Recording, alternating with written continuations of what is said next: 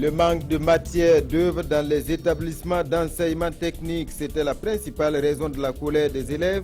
Les établissements ont commencé aujourd'hui à recevoir leurs précieuses dotations pour l'année 2016. C'est peut-être la fin de la crise ou de l'opération 250 millions de francs CFA. C'est le rendez-vous annuel des amateurs de la pomme de terre, la foire de Titao.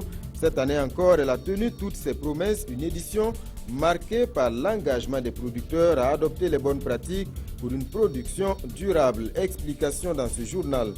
Et puis cette question, quels sont les portables et les séries de téléphones portables tendance actuellement? Vous voulez le savoir? Rendez-vous sur le site de la Place La Nation. Jusqu'au 16 avril, le NEC Plus Ultra du téléphone cellulaire y est exposé. C'est la 5e foire organisée par l'Association des vendeurs de cellulaires du Burkina. C'est un grand soulagement pour les services de sécurité belges. Le suspect clé des attentats de Bruxelles et de Paris a été arrêté hier à Bruxelles. Il s'appelle Mohamed Abrini. Il a reconnu être l'homme au chapeau filmé lors de l'attaque de l'aéroport de Bruxelles-Zaventem.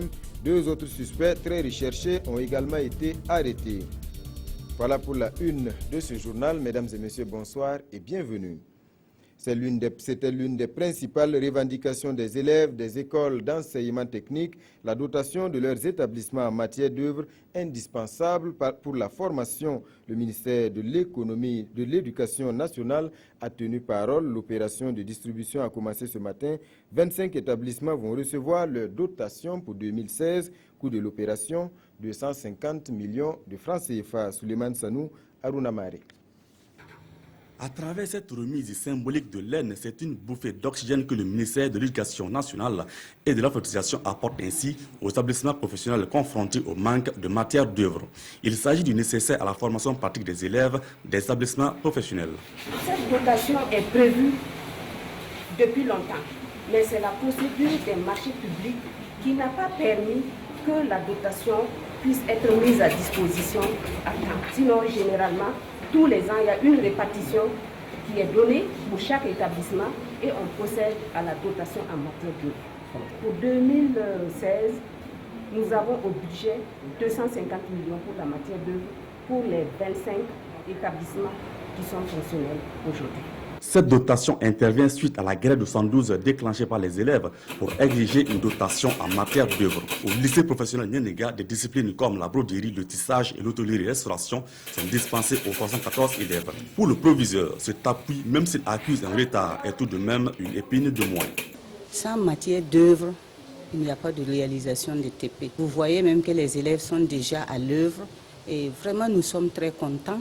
Et au nom de tous les élèves et le personnel du lycée, je voudrais dire merci aux autorités. Pour le temps perdu, des cours de rattrapage sont déjà envisagés. À la SNC 2016, ce lycée a décroché le premier prix emploi léger. Le souhait des élèves est que la question de rupture des matières d'œuvre soit définitivement résolue afin de leur permettre de mieux préparer leur insertion professionnelle. Pour la promotion de la santé des populations, il faudra désormais compter avec le nouveau bureau du réseau de parlementaires burkinabés en santé, population et développement. 35 membres, tous des élus, qui s'engagent à user de leur influence pour faire avancer la cause de la santé publique. Le nouveau bureau a été présenté hier. Roger Kam et Nathalie Sawadro. Les parlementaires burkinabés de la 7e législature s'engagent à relever les défis et priorités de santé de population et de développement des Burkinabés. Ils vont plaider pour la mise en œuvre des politiques et législations en matière de population et développement. De manière spécifique, il s'agit de permettre aux parlementaires de mener à travers leur rôle de plaidoyer des actions répondant aux attentes des populations en matière d'amélioration des conditions de vie et de cadre juridique en matière de population, santé et développement. Contribuer à la promotion et la protection des droits fondamentaux de la population en général et des femmes et des enfants en particulier. Encourager l'accès à l'éducation, à l'enseignement, à la poursuite des études pour tous en combattant les disparités entre les genres. Ce réseau fort de 35 membres va en outre lutter contre la pandémie du VIH-Sida et d'autres maladies. Il va aussi promouvoir la planification familiale et la santé de reproduction chez les jeunes, mais aussi favoriser la coopération interparlementaire, sous-régionale, régionale et internationale. Mais en attendant, des missions d'information et de sensibilisation seront organisées pour diagnostiquer la situation afin de mieux cerner les problèmes liés au développement de la population. Et c'est certainement avec beaucoup de satisfaction que ce réseau de parlementaires a accueilli la mesure sur la gratuité des soins pour les femmes enceintes et les enfants de moins de 5 ans. La mesure est effective depuis le 2 avril dans quelques régions du Burkina. Le ministre de la Santé a rencontré les gynécologues exerçant dans les centres de santé de Ouagadougou. Objectif, définir les voies et moyens pour une mise en œuvre optimale de la mesure. Mokhtar Ouedraogo et Ramatou Zida. Les enfants de moins de 5 ans et les femmes des régions sanitaires du Sahel, du centre et des hauts-bassins reçoivent des soins gratuits depuis le 2 avril dernier. Avec les professionnels du domaine, le ministre en charge de la Santé veut trouver comment organiser au mieux les services de santé. Ces échanges entre Soumaïla Ouedraogo et les gynécologues de la ville de Ouagadougou vont permettre de lever les difficultés liées à la mise en œuvre de ces mesures de gratuité des soins et de mettre en place les stratégies nécessaires pour offrir une bonne prestation aux bénéficiaires. Il a fallu véritablement que nous puissions nous mettre dans un mécanisme où nous rencontrions beaucoup d'acteurs. Il fallait d'abord même élaborer en fait les différents guides de mise en œuvre, les différents textes. Il faut aussi dire que les rencontrer aujourd'hui nous permet de préparer la mise en œuvre de ces mesures au niveau des hôpitaux. Selon le docteur Wilfried Ouedraogo, la logique voudrait que 80% des problèmes de santé des populations soient pris en charge dans les CSPS et 20% dans les CMA et les centres hospitaliers. Le personnel encore doit travailler sur le plan logistique pour que les intrants, les médicaments, les réactifs, mais également tout ce qu'il faut pour les soins puissent être disponibles et éviter qu'il y ait des ruptures. À partir de juin, les hôpitaux CHR et les CHU doivent également offrir ces soins. La ville de Ouagadougou dispose d'environ 200 centres de santé et de promotion sociale CSPS et 4 centres médicaux avec antenne chirurgicale, dont le CMA confessionnel de Pôle 6. Le ministre de la Santé compte également mettre l'accent sur les ressources humaines dans ces centres afin de réduire les délais de prise en charge des patients. L'heure de l'évaluation pour le programme national du secteur rural, que d'actions et de réformes planifiées sur la période 2014-2020 pour l'essor du monde rural, mais à ce jour, seuls 13 points sur 45 ont connu un début de mise en œuvre. Les raisons des procédures de passation de marché trop lourdes et un problème de coordination. Explication, Ibrahima Sombier et Yolande Lompo. Après l'adoption en février 2014 d'un cadre de planification et de suivi des mesures de réforme dans le secteur rural pour la période 2014-2020, les différents acteurs impliqués veulent relever les défis auxquels ce secteur reste confronté. Au 31 mars 2016, seules 13 mesures sur les 45 ont été réalisées et au nombre des contraintes qui limitent leur mise en œuvre figurent les longues procédures de passation des marchés publics et la faible synergie d'action des acteurs. Il y a plusieurs réformes qui concernent surtout la commercialisation et la transformation. Il y a la sécurité alimentaire et nutritionnelle. Il y a l'aspect aussi lié aux intrants et aux équipements, la sécurisation foncière, les aménagements. Quand vous prenez le cas des intrants, quand vous prenez le cas des équipements, la sécurisation foncière, les aménagements, si on arrive à lever ces différentes mesures, ces différentes contraintes-là, les citoyens, le producteur gagne beaucoup. On va vous montrer comment, par exemple au niveau des intrants, comment faire en sorte que ces intrants, ces équipements arrivent aux producteurs les plus reculés en temps réel. En plus du bilan, à cette rencontre, il sera également question de dégager des recommandations assorties d'une feuille de route pour la mise en œuvre de ces mesures. Et en attendant la mise en œuvre diligente de ce programme, les producteurs mettent du cœur à l'ouvrage. La preuve à la fête de la pomme de terre de Titao. La 14e édition vient de se tenir. Le tubercule tant prisé des Burkinabés était là en quantité. Une édition marquée par les engagements des producteurs, ne plus produire dans les lits des points d'eau, plantés pour protéger les berges. L'avenir de l'activité passe par là. Abbas Traoré et Herman Toué. Pour cette 14e édition de la fête de la pomme de terre, les producteurs maraîchers de l'Orum se sont appropriés l'organisation de la célébration. À travers le thème « Rôle et responsabilité des producteurs pour une gestion durable des aménagements hydro-agricoles », ces producteurs se sont engagés à jouer pleinement leur rôle malgré les difficultés. Si en tout cas ce sont les producteurs chaque fois qu'ils tiennent le devant, je pense qu'il n'y aura pas de problème. Entre nous, on va se dire les 4 vérités et je pense que le travail va marcher. On rencontre des difficultés. Il y a la semence qui arrive un peu tard. Secondo, ce n'est pas partout que les gens ont la terre là même pour exploiter. À ces difficultés s'ajoute le problème de conservation et de commercialisation des produits. Mais à ce niveau, les promesses n'ont pas manqué. Nous envisageons de mettre un mécanisme d'écoulement de la pomme de terre à l'échelle internationale. Pouvoir peut-être approcher les paysans pour les prochaines campagnes, racheter les productions et pouvoir les exporter sur des pays qui en ont besoin. Pour ces producteurs, l'État les aurait abandonnés à leur sort. Ils ont donc plaidé pour un meilleur accompagnement. C'est vrai qu'un certain nombre de problèmes persistent, mais cela n'est pas méconnu par le gouvernement. Des mesures sont prises pour pouvoir faciliter l'accroissement de la production et faciliter l'écoulement. La production du tubercule jaune dans le Lorum est passée de 3 000 tonnes en 2015 à 5 250 en 2016, soit un chiffre d'affaires d'environ 1,5 milliard. Les meilleurs producteurs de la province ont été récompensés à cette cérémonie. Toute autre chose pour poursuivre la diffusion de l'information sur le budget au Burkina est peu satisfaisante. C'est la conclusion d'une enquête menée par le Centre pour la gouvernance démocratique dans 8 pays de la sous-région. 3 critères ont été évalués: l'accès du public à l'information budgétaire, les opportunités pour le citoyen de participer au processus budgétaire et le pouvoir de contrôle. Résultat, 43 sur 100 pour le Burkina. Explication, Konsoun Koulibaly et Monkoun Dabiré. Avec un score de 43 sur 100, le Burkina Faso est classé en 2015 au 4e rang de la transparence de l'information budgétaire dans la sous-région.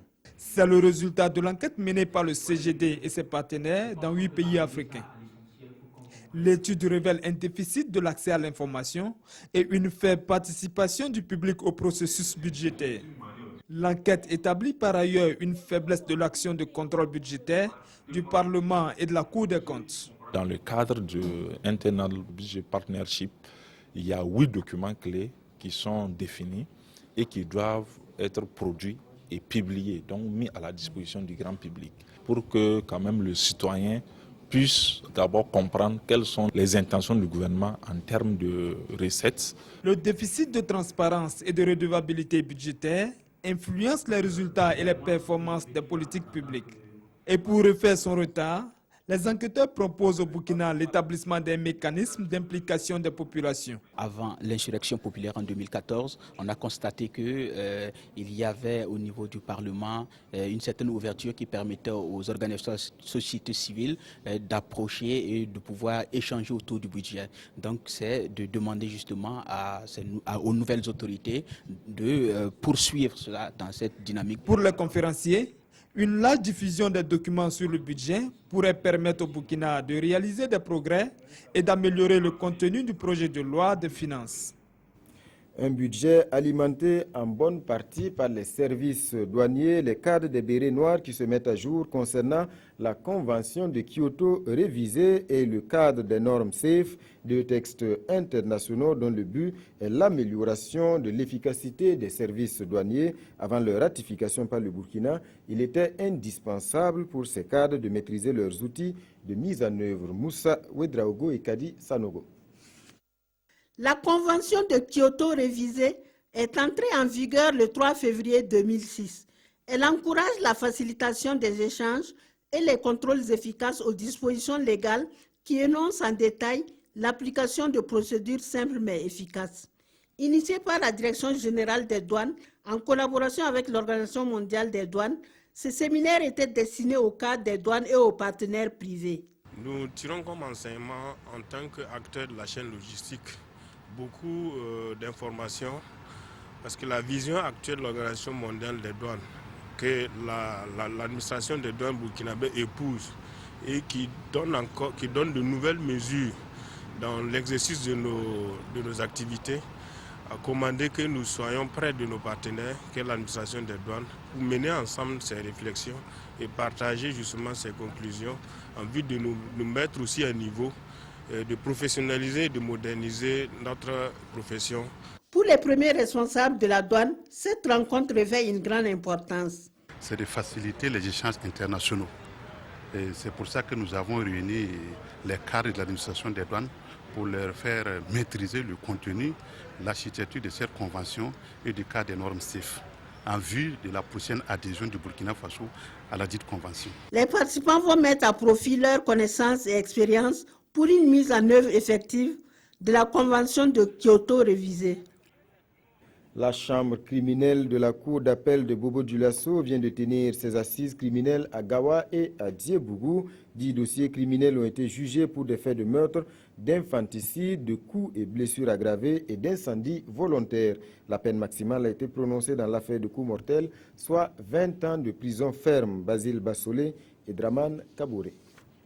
La chambre criminelle de la cour d'appel de Bobo-Dioulasso s'est déportée dans les tribunaux de grande instance de Gawa et de Diebougou pour juger les cas de crimes commis entre 2000 et 2010. Composée de juges professionnels qui sont le président et ses 2 conseillers et de juges non professionnels, notamment les 4 jurés et leurs 2 suppléants, cette chambre criminelle avait à sa charge 10 dossiers. Les affaires qui étaient inscrites au rôle, c'était des cas de crimes de sang, des cas de coups mortels, de meurtre, de tentative de meurtre. Il y avait également des cas de crimes sexuels, un cas d'incendie volontaire. Parmi les 10 dossiers, il y avait également des faits d'homicide volontaire, de parricide, d'infanticide et de recel de cadavres. La peine maximale au cours de ces assises criminelles a été prononcée dans les dossiers de coups mortels, soit 20 ans de prison ferme. Trop. Il faut voir aussi la gravité des faits avant donc aussi d'apprécier la sanction. Je crois du reste, en donnant 20 ans de prison, la Cour n'est pas allée au-delà de ce que la loi pénale a prévu comme sanction à la matière. C'est vu les circonstances dans lesquelles la mort donc, de la victime est survenue, son intention, son comportement et aussi sa façon de se comporter à l'audience parce qu'on ne sentait pas quand même une personne qui était prête à s'amender. L'accusé et son avocat disposent d'un délai de 5 jours francs pour pourvoir en cassation. Je suis en train de voir avec le client et puis la famille pour apprécier l'opportunité de faire un pourvoi en cassation. Parce que vous savez, en matière de pourvoi en cassation, du moment où les arrêts ne sont pas motivés, bon, très souvent pour trouver vraiment des points de droit, vraiment c'est tellement fait vraiment pour que les pourvois soient difficiles vraiment souvent à soutenir. Parce que 20 ans, la fourchette, ça rentre dans la fourchette légale. Seul le dossier de parricide a été renvoyé aux prochaines assises criminelles, eu égard à l'état d'esprit de l'accusé à la barre. Pour une application bienséante de la loi, la Cour a demandé qu'une contre-expertise médicale sur l'état de santé mentale du prévenu soit établie. La délocalisation de la chambre criminelle à Gawa et à Diebougou s'inscrit dans une dynamique de rapprochement de la justice aux justiciables, mais aussi dans l'esprit de tendre vers une justice crédible, transparente et acceptée de tous.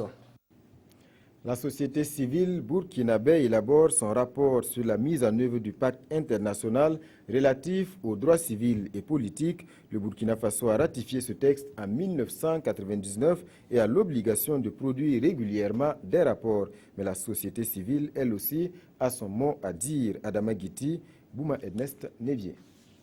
Les associations de la société civile du Burkina se forment sur les droits humains. Une formation qui devra leur permettre d'élaborer un rapport alternatif sur la mise en œuvre par le Burkina du pacte international relatif aux droits civils et politiques. Le Burkina Faso a adhéré au pacte international pour les droits civils et politiques. Et l'une des obligations principales que ce pacte met à la charge des États, c'est de faire à intervalles réguliers un certain nombre de rapports à l'endroit des organes des traités et dans le cas d'espèce à l'endroit du comité des droits de l'homme. Et chaque fois qu'un État passe, il est de bon ton, selon les mécanismes prévus par le comité, que la société civile, elle aussi, puisse fournir des informations alternatives. Et donc notre activité de ce jour nous permet à nous, en tant que Centre pour les droits civils et politiques, de sensibiliser les organisations de la société civile sur l'importance de leur implication dans ce mécanisme-là. Ensuite, nous allons les former sur les mécanismes les plus pertinents à utiliser pour faire le plaidoyer, pour que les informations qui seront contenues dans leur rapport puissent être utiles. Ce rapport alternatif de la société civile va être soumis au Comité des droits de l'homme de l'ONU en fin avril 2016. Il permettra aux 10 comités de mieux examiner en juillet prochain le rapport initial de Burkina sur la mise en œuvre du pacte international relatif aux droits civils et politiques. Un pacte qu'il a ratifié en 1999. Eux occupent une position peu confortable. Les juristes de banque, mal compris autant du client que du banquier, ils donnent l'image de celui qui bloque bien souvent les dossiers. Ils viennent de tenir leurs journées annuelles à Ouagadougou. Konsoun Koulibaly et Zalissa Sanfo. Une histoire d'amour entre un client et son banquier pour un partenariat gagnant-gagnant. Ces juristes de banque sont ici à la réflexion. Et il n'en faudrait pas plus pour attirer les bonnes grâces du gouvernement, lui qui plaide pour que les populations ne fassent plus de leur domicile des services de finances. Il faudra que les gens s'intéressent de plus en plus aux banques. Et je crois que ce thème permettra justement de réfléchir sur les pistes, comment améliorer les prestations pour attirer davantage de clients. Parce que si les clients sont convaincus qu'en déposant leurs avoirs dans des banques, elles vont être bien gérées, et que c'est dans leur intérêt, ils vont pouvoir le faire. Ces 14e journées annuelles de l'Association africaine des juristes de banque et établissements financiers vont aussi servir de cadre pour la révalorisation de la profession de juriste de banque, souvent contestée. Le juriste de banque, c'est un incompris. Incompris par sa direction, incompris aussi par son environnement, par ses collègues de travail. Incompris aussi par la clientèle parce qu'il considère que c'est le juriste qui bloque le dossier. Alors que le juriste ne veut que tout simplement que les choses se fassent normalement. Venus de tous les pays d'Afrique, en 72 heures, ils vont aussi partager les bonnes pratiques en matière de gestion d'établissements financiers pour des banques qui attirent plus et qui satisfont leurs clients. À l'heure de la sortie des classes, ce sont eux les rois de la route. Il s'agit des élèves, une circulation en toute décontraction en poussant la causette quand ils ne font pas du rallye juste pour une dangereuse poussée d'adrénaline. Des comportements à bannir, c'est le message du magazine Jeunesse Académie Afrique. Il vient de lancer une campagne de sensibilisation à l'endroit des élèves et des étudiants. Mokhtar Ouedraogo, Abdoul Rasmane Zongo. La sécurité routière est un véritable casse-tête quotidien et dont le magazine Jeunesse Académie Afrique en fait sa priorité 1 à travers une vaste campagne de sensibilisation orientée vers les élèves et les étudiants. Objectif, susciter davantage une prise de conscience par l'appropriation mais également par le respect scrupuleux des règles de circulation. La voie tue, la voie fait des handicapés, la voie diminue les ressources humaines de la nation. Et donc, il est tout à fait important que nous puissions donc organiser cette campagne de sensibilisation sur la sécurité routière, de manière à ce que ces jeunes-là puissent prendre conscience dès à présent et adopter donc des comportements adéquats afin de pouvoir éviter les accidents. La campagne concerne les villes de Bobo-Dioulasso et de Ouagadougou, se tend sur 3 mois et devrait contribuer à inverser les risques d'accidents en circulation. À présent, cette question, quelles sont les marques et les séries de téléphones portables tendance actuellement? Vous voulez le savoir? Rendez-vous sur le site de la Place de la Nation. Jusqu'au 16 avril, le NEC Plus Ultra du téléphone cellulaire y est exposé. C'est la 5e édition de la foire organisée par l'Association des vendeurs de cellulaires du Burkina. Moussa Ouedraogo, Bouma Ernest Nebier. Avant l'ouverture proprement dite de cette 5e édition de la foire d'exposition de téléphones portables, du matériel informatique et périphérique, voici ce qui a été d'abord servi au public, des démonstrations de danse. Organisée par l'Association des vendeurs des cellulaires et des cartes prépayées, la foire vise à promouvoir l'activité de la vente du téléphone portable afin qu'elle puisse nourrir son homme. Et c'est ici, à la Place de la Nation, qu'a lieu cette exposition. Le public est donc invité à y faire le déplacement pour découvrir toutes sortes de cellulaires et du matériel informatique. Et pour la marraine, cette activité, au-delà de son aspect économique, est un facteur de vulgarisation d'éthique au Burkina. C'est une opportunité donnée à toute la population de venir voir ce que nos commerçants aussi ont comme matériel en matière d'informatique. Des innovations, selon les organisateurs, ne manquent pas à la présente édition. C'est la formation au niveau des incendies, les marchés EIA, puisque nous avons remarqué qu'à chaque fois, les marchés EIA sont touchés par les feux. En plus de cette activité de formation, il est également prévu des séances de sensibilisation des jeunes commerçants sur l'importance des services des impôts et de ceux de la Caisse nationale de sécurité sociale pour tout commerçant au Burkina. Hors de chez nous à présent, c'est un grand soulagement pour les services de sécurité belges. Le suspect clé des attentats de Bruxelles et de Paris a été arrêté hier à Bruxelles. Il s'appelle Mohamed Abrini. Il a reconnu être l'homme au chapeau filmé lors de l'attaque de l'aéroport de Bruxelles-Zaventem. 2 autres suspects très recherchés ont été arrêtés par la police belge. Tous font partie de la cellule de Molenbeek. Sur ces images, l'arrestation de Mohamed Abrini à Bruxelles, vendredi. C'était l'un des hommes les plus recherchés d'Europe. La police française le suspecte d'avoir pris part aux attentats de Paris du 13 novembre, mais aussi d'être le fameux 3e homme, l'homme au chapeau, dans l'attaque de l'aéroport de Bruxelles-Zaventem. Dans la matinée, la police belge a aussi arrêté 2 hommes, dont un dénommé Oussama K, connu sous le nom de Naïm Al-Ahmed. Il aurait pu être en contact avec le kamikaze qui s'est fait sauter dans le métro bruxellois. L'enquête se poursuit activement afin de vérifier si Oussama K est ou non la seconde personne qui était présente lors de l'attentat de la station de métro Malbé. Abrini, 31 ans, surnommé Brioche, est lui aussi originaire du quartier de Molenbeek. Comme Salah Abdeslam, l'autre suspect clé, arrêté il y a 3 semaines. L'Autriche veut saisir la maison natale d'Adolf Hitler. La bâtisse est devenue un lieu de rassemblement annuel des néo-nazis. Ils viennent commémorer la naissance du Führer tous les 20 avril. Une célébration de mauvais goût. Les autorités autrichiennes veulent y mettre fin.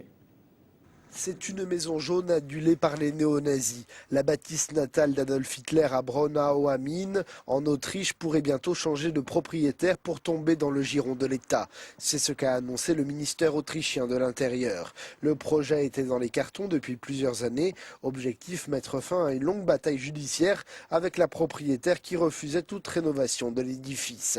Sur place, une stèle mentionne pour la paix, la liberté et la démocratie.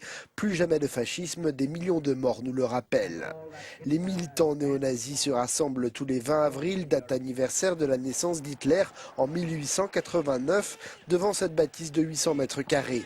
C'est donc surtout pour éviter ce genre de manifestation que la décision a été prise.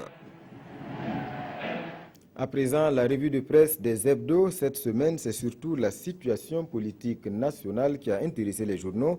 Lecture croisée avec Touboum Evelyne Dabiré. Quelle mouche a piqué les députés de la transition?